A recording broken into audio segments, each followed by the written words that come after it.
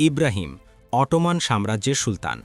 ইতিহাসে Ibrahim the mad বা দেলি ইব্রাহিম নামে পরিচিত, যদিও এই উপাধি তার বিরোধীদের প্রচারণার ফল হতে পারে। তিনি ১৬১৭ সালের ১৩ই অক্টোবর কনস্ট্যান্টিনোপলে জন্মগ্রহণ করেন। সুলতান আহমেদ প্রথমের সর্বকনিষ্ঠ পুত্র এবং কোসেম সুলতানের, যিনি গ্রিক বংশোদ্ভূত, মূল নাম অ্যানাস্টাসিয়ার সন্তান। তার জন্মের মাত্র ১ মাস পর পিতা আহমেদের মৃত্যু হয় এবং চাচা মুস্তফা প্রথম সিংহাসনে আরোহণ করেন। কোসেম এবং তার সন্তানদের পুরনো প্রাসাদে নির্বাসিত করা হয়।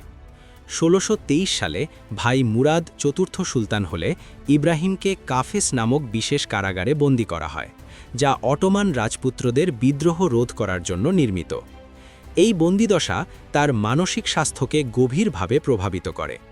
মুরাদ তার ২ অর্ধ ভাই শেহজাদে বায়েজিদ এবং সুলেমানকে এবং পরে পূর্ণ ভাই শেহজাদে কাসিমকে হত্যা করেন, যা ইব্রাহিমকে নিরন্তর মৃত্যু ভয়ে রাখে।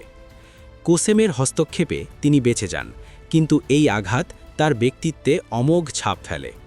১৬৪০ সালের ৯ ফেব্রুয়ারি মুরাদ চতুর্থের মৃত্যুর পর ইব্রাহিম রাজবংশের একমাত্র জীবিত পুরুষ উত্তরাধিকারী হন।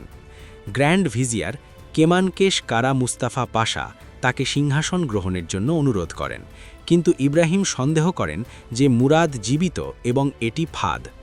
কোসেম সুলতান এবং ভিজিয়ারের অনুরোধে এবং মুরাদের মৃতদেহ দেখার পরই তিনি রাজি হন। কোসেম ১৬৪০ থেকে ১৬৪৮ পর্যন্ত রিজেন্ট হিসেবে কাজ করেন, যা অটোমান ইতিহাসে নারীদের ক্ষমতার একটি উল্লেখযোগ্য দৃষ্টান্ত।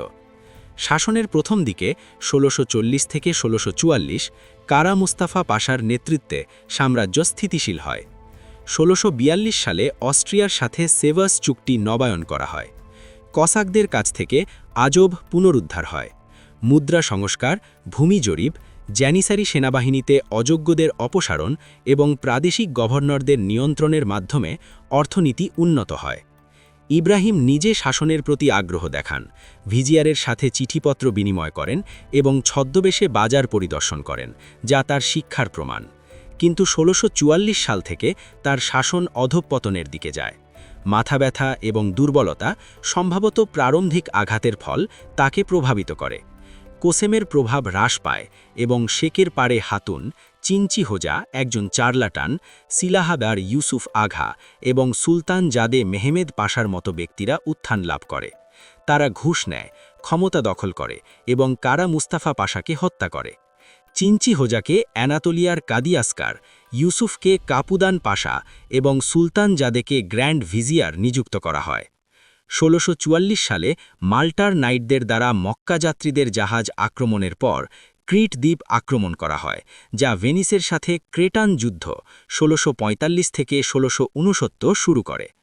ক্যানিয়া বিজয়ী হয়, কিন্তু ভেনিশিয়ানরা ১৬৪৬ সালে টেনেডোজ দখল করে এবং দারদানেলস অবরোধ করে। অভ্যন্তরীণ দ্বন্দ্বে ইউসুফকে ১৬৪৬ সালের জানুয়ারিতে এবং নেভেসিনলি সালিহ পাশাকে ডিসেম্বরে অপসারিত করা হয়। ইব্রাহিমের ব্যক্তিগত জীবন বিলাসিতা এবং অদ্ভুততায় ভরা। তিনি হারেমে আশ্রয় নেন, যেখানে সুগন্ধি, বস্ত্র এবং গহনার বিলাসিতা বাড়ান। লিংকস এবং সেবেল ফারে ঘর আস্তরণ করেন, যার জন্য ফরাসিরা তাকে লে ফু দে ফুরুয়ার্স বা ফার পাগল বলে। কোসেম কুমারী এবং স্থূলকায় নারী সরবরাহ করেন। তিনি ৮ জন হাসেকি সুলতান বা প্রধান উপপত্নী নিযুক্ত করেন, প্রত্যেককে ধন এবং জমি দান করেন। উল্লেখযোগ্যরা তুরহান সুলতান, রাশি